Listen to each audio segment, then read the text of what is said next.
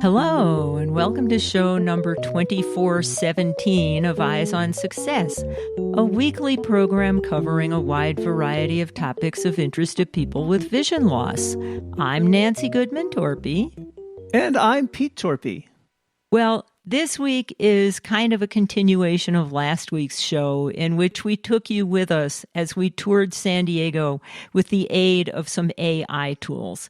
And the difference is this week we'll be using different AI tools and visiting different parts of San Diego. So we hope you come along with us for today's adventure. But first, for our tip of the week. This week's tip is there are many tools out there. You should try more than one and use whatever is most appropriate to the current task. Last week, we showed you how the Be My Eyes app can be used either in real time while you're visiting sites or can be used at home by going through your photo roll. This week, we'll be showing you some different AI tools, in particular, the Gemini tools from Google on their website and the Bing tool from Microsoft on their website. They both have options to upload images and have it described to you. Eyes on Success is supported by Table 1, a portable Braille keyboard for any smartphone or tablet for typing and navigation that has been used by thousands of blind people. You don't even need to know Braille to use it. More information is at www.imhable.com. That's IAMHABLE.com.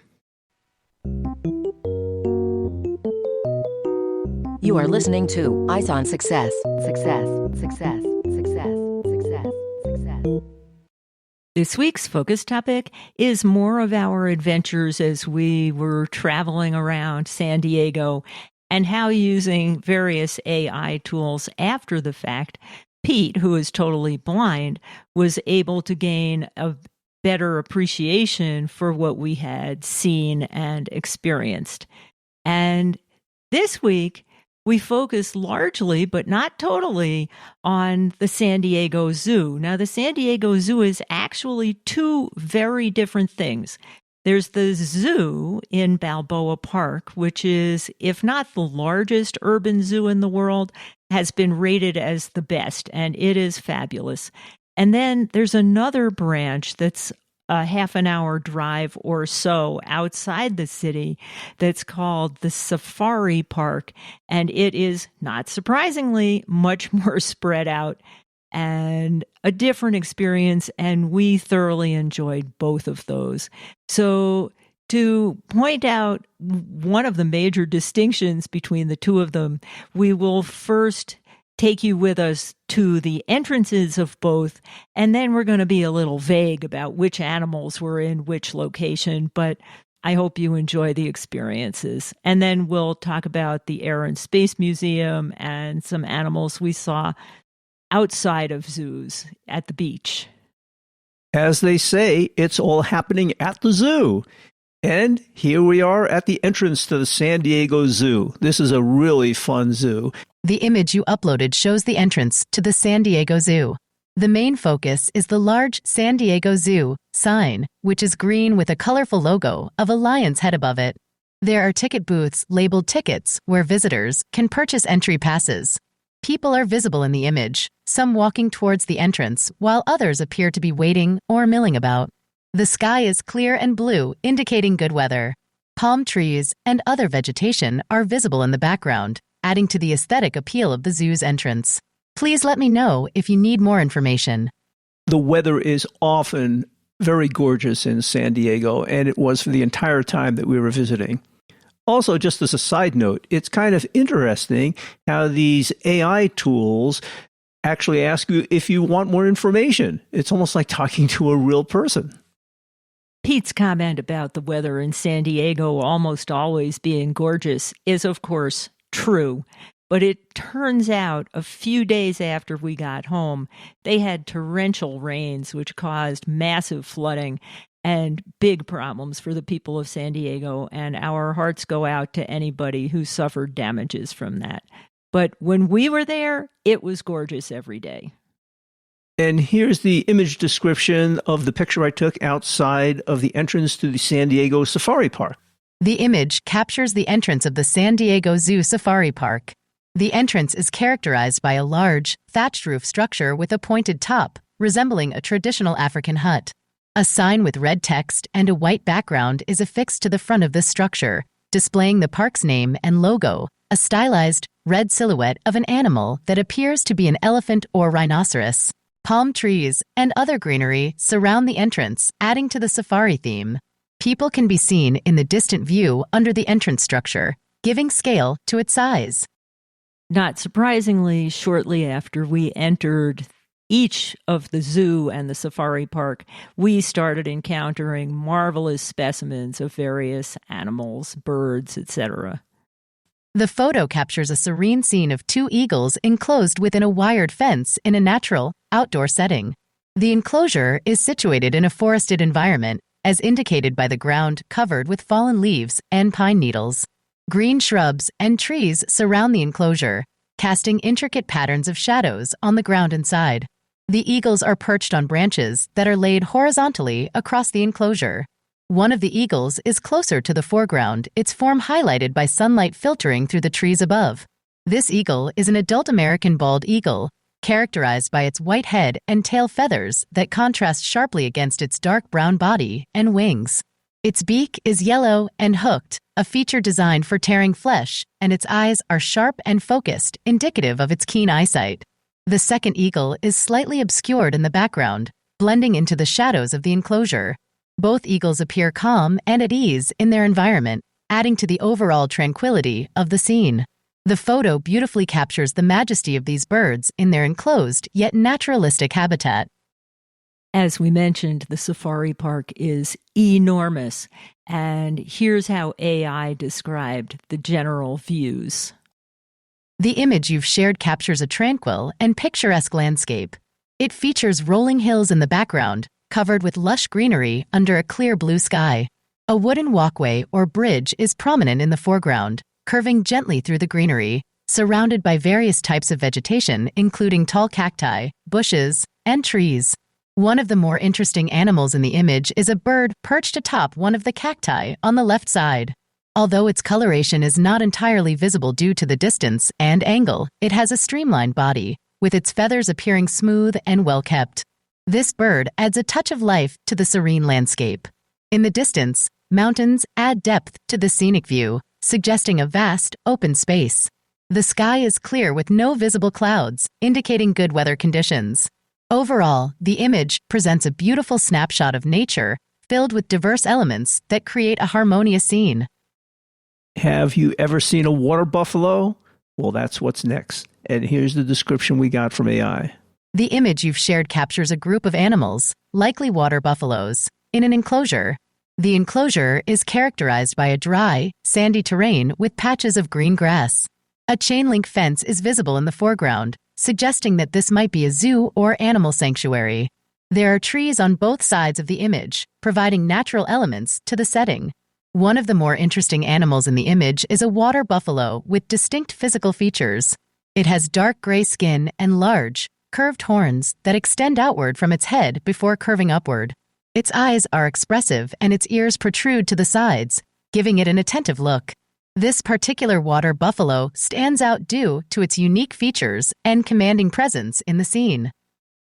Now, this description didn't come from a description of the picture that I took, but it came from following up with the AI and asking more questions about what a water buffalo looks like, how big it is, etc. So let's see what we got. Water buffaloes are quite large animals. On average, they stand about 1.33 meters tall. They can measure 8 to 9 feet from head to rump, with their tail adding an extra 2 to 3.3 feet. They typically weigh between 1,500 to 2,650 pounds. Given these averages, the water buffalo in the image you shared could be around the same size. However, without specific reference points in the image, it's challenging to provide an exact estimate. Please note that these are general averages and individual sizes can vary. It is just not a visit to a zoo without going to see the monkeys. They are always entertaining.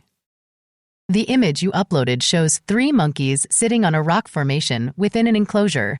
The monkeys each have distinct fur colors and features. In the background, there's a concrete wall and metal fencing, indicating that they are inside an enclosure. There's also a suspension bridge made of metal cables and a circular platform, likely part of the enclosure for the monkeys to play and move around. The enclosure is surrounded by trees and greenery, providing a natural backdrop. There was a herd of giraffes in a wide open space at the safari park. And a giraffe is an animal that few blind people will get to entirely see. But when I asked the AI to give me a description of the picture of the giraffes that I took, it actually came up with a pretty detailed description. And I'll bet you get a pretty good idea of what those giraffes look like. Let's see. Here is a description of the image you sent me. The image shows a group of giraffes standing around in a field. The giraffes are the tallest land animals on Earth, and they can reach up to 19 feet tall. They have long necks, small heads, and long legs. Their coats are patterned with brown and tan patches, and they have 2 short horns on their heads. Giraffes are herbivores, and they eat leaves, twigs, and fruit from trees. They use their long necks to reach food that other animals cannot reach. Giraffes are social animals, and they live in groups of up to 12 individuals. They are found in savannas and woodlands in Africa. Here are some interesting facts about giraffes. Their long necks can weigh up to 400 pounds. Their tongues can be up to 2 feet long.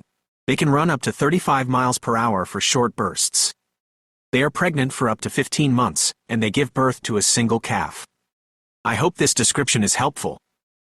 I followed up with the AI and I asked, hey, I'm blind, and I would appreciate it if you could describe the giraffes in a bit more detail because I obviously can't see the picture. And here was the surprising response I got from AI. I apologize that I couldn't describe the picture before you mentioned you were blind. It's important for me to be mindful of different accessibility needs. Focusing on one of the giraffes, let's choose the one on the left with the lighter coat. Overall, this giraffe stands tall and graceful, its long legs supporting its massive body. Its neck stretches impossibly high, reaching towards the leaves above. Imagine a rich, warm brown coat, like brewed coffee with hints of caramel in the sunlight. The fur is smooth and sleek, almost velvety to the touch. Patches of darker brown form intricate patterns across its back and legs, like brush strokes on a canvas. Head. 2 large, expressive eyes gaze out from its head, their dark depths fringed by long, black lashes. They seem calm and curious, taking in the world around them. 2 short horns, bony and smooth, protrude from the top of its head. They are covered in a soft layer of fur, adding to its gentle appearance. Its long, dark tongue peeks out from its mouth, reaching for the leaves high above. Imagine the gentle rasp of its tongue against the leaves as it grazes. Body and movement. The giraffe's powerful legs support its weight with ease.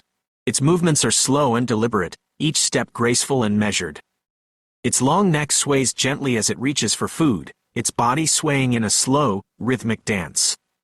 Imagine the soft swish of its tail as it flicks back and forth, sending shivers down its long neck and back. I hope this detailed description helps you paint a mental picture of this magnificent giraffe. Please let me know if you'd like me to describe anything else in more detail. Well, sometimes if the answer you got wasn't satisfactory, if you rephrase the question and explain why you're asking, you can get a better answer. And this was a great example of that. Next, it was time to take a picture of a bunch of flamingos. Really cute animals. Here is a detailed description of the image you sent me. The image shows a group of flamingos standing in a shallow pond. The water in the pond is a light blue color, and there are a few small rocks and plants visible in the water. The ground around the pond is covered in green grass, and there are a few trees in the background. The sky is a clear blue color, and there are no clouds visible. The flamingos in the image are all different colors, ranging from pink to red. They are all different sizes as well, with the largest ones being about the size of a small person. The flamingos have long legs and necks, and their bodies are covered in feathers. Their beaks are curved downwards, and their eyes are small and black. Flamingos are wading birds that are found in tropical and subtropical regions around the world. They are known for their pink feathers, which get their color from the shrimp and algae that they eat. Flamingos are social animals that live in colonies of up to thousands of individuals. They are filter feeders, and they use their beaks to strain small shrimp and algae from the water. Flamingos are monogamous birds, and they mate for life. They lay one egg per year, and both parents help to incubate the egg and care for the chick. I hope this description is helpful.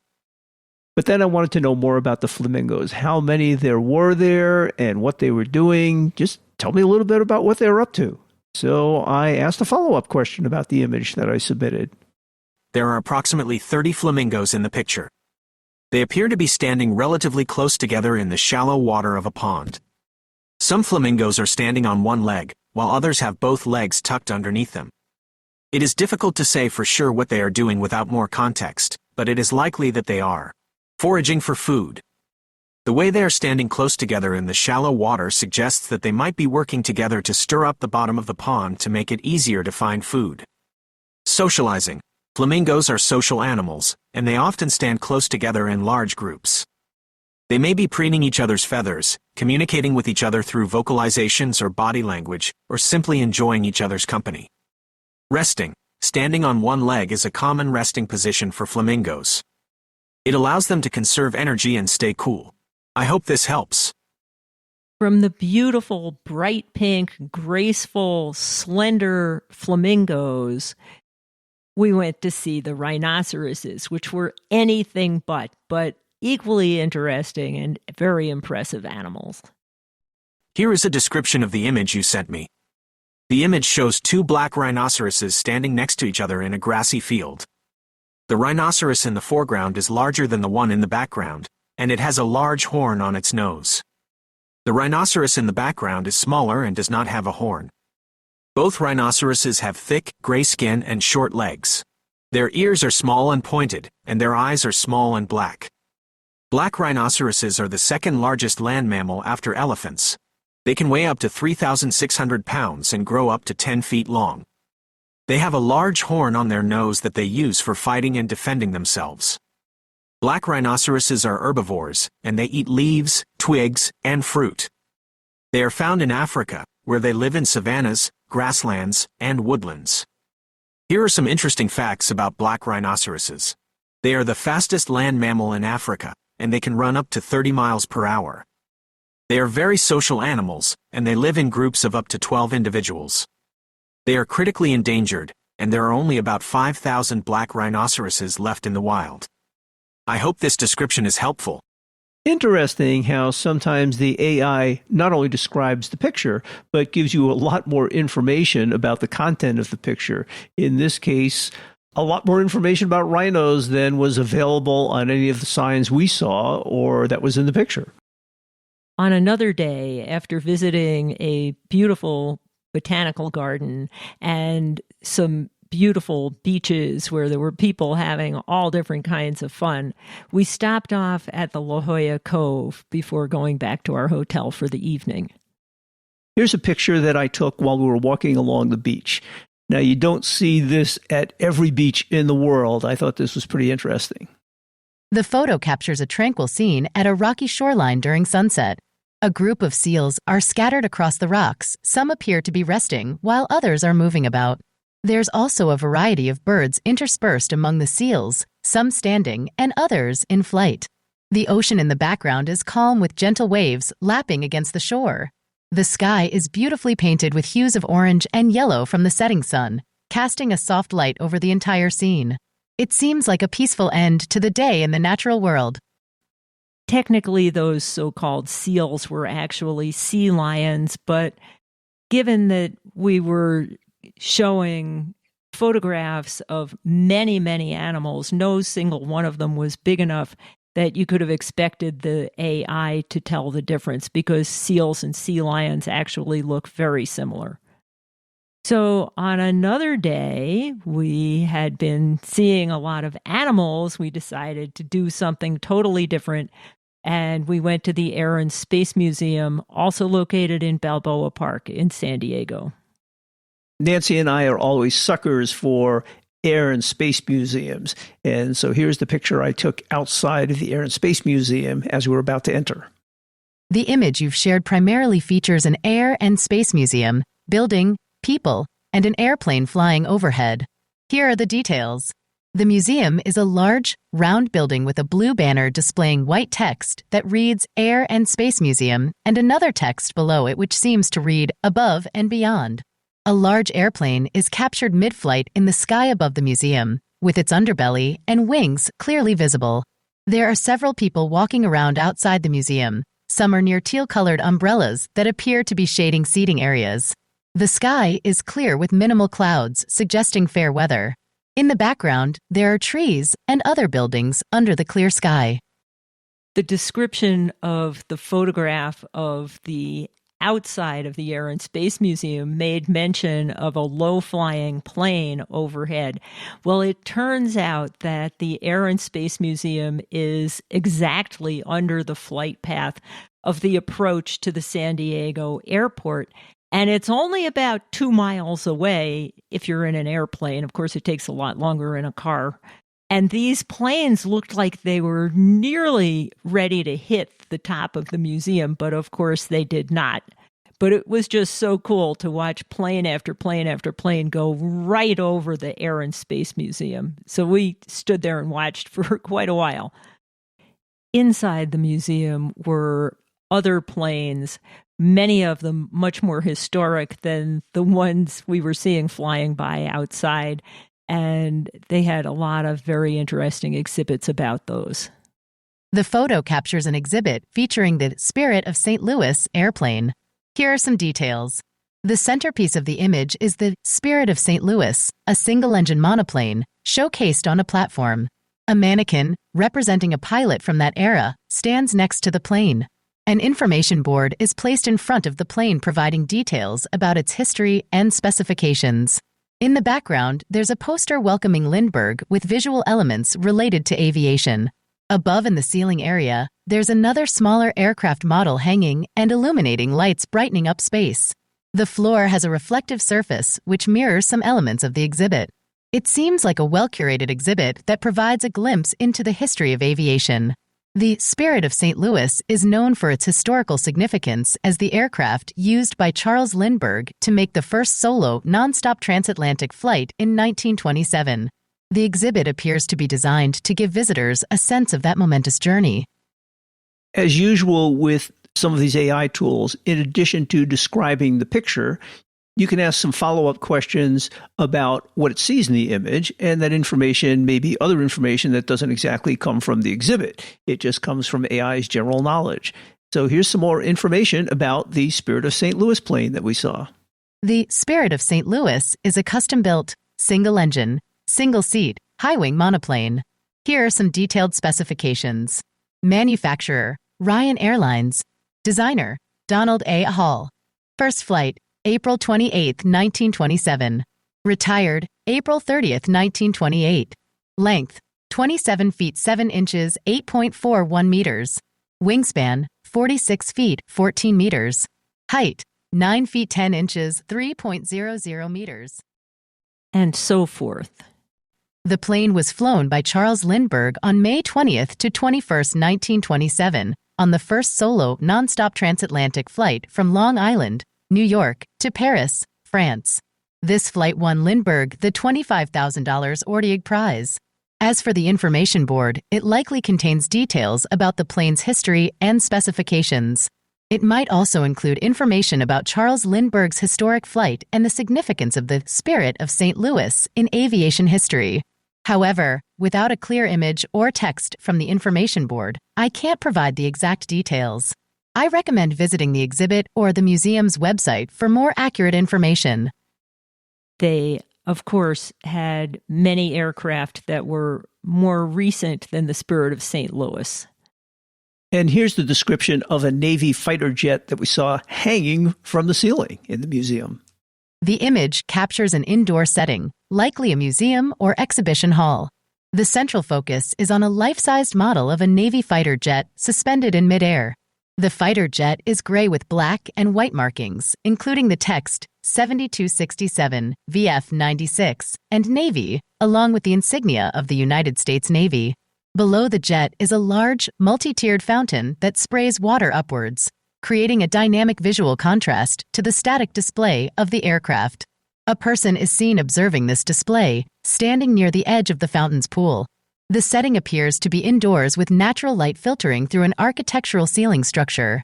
There are plants visible at one corner of the pool, adding a touch of greenery to the scene.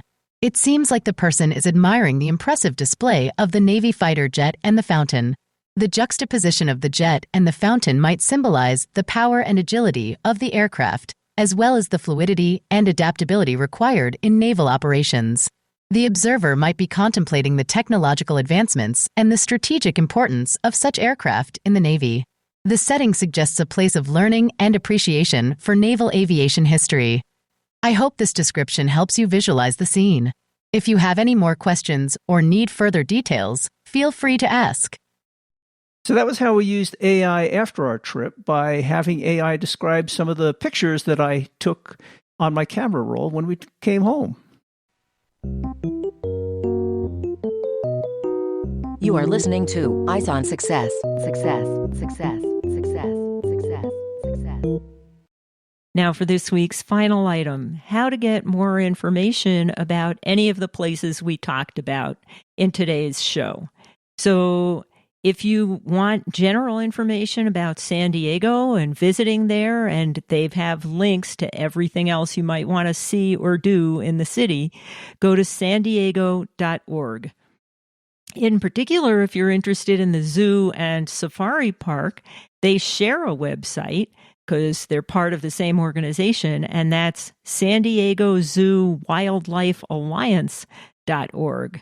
More information about the Air and Space Museum can be found at sandiegoairandspace.org. And all of those sea lions and pelicans and beautiful sunset can be found at the La Jolla Cove, which is technically part of San Diego, but you can find more information about places of interest in that part of town at lajolla.com. That's LAJOLLA.com. And the image descriptions and speech synthesis results all came from either the Gemini tools from Google or the Bing tools from Microsoft. And if you're looking for any of that information, click on the show notes associated with episode 2417 to find it. That's it for today's show. Next week on Eyes on Success, we'll be talking about entrepreneurism. The Forsyth Entrepreneurial Center at the Chicago Lighthouse provides business startup educational workshops and certification programs for vision-impaired people who want to start or run their own business, or even just have a new idea they want to pursue at their current job. We'll talk with Colleen Wunderlich, Vice President of Partnerships, about the Forsyth programs and how you can join. So thanks for joining us on this vacation with our AI tools, and I guess it's back to work next week. You've been listening to Eyes on Success, hosted and produced by Nancy Torpey and Peter Torpey.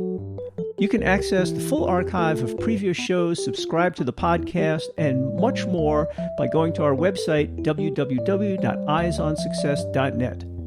If you have questions about anything you've heard on the show or have suggestions for future shows, send an email to hosts@eyesonsuccess.net.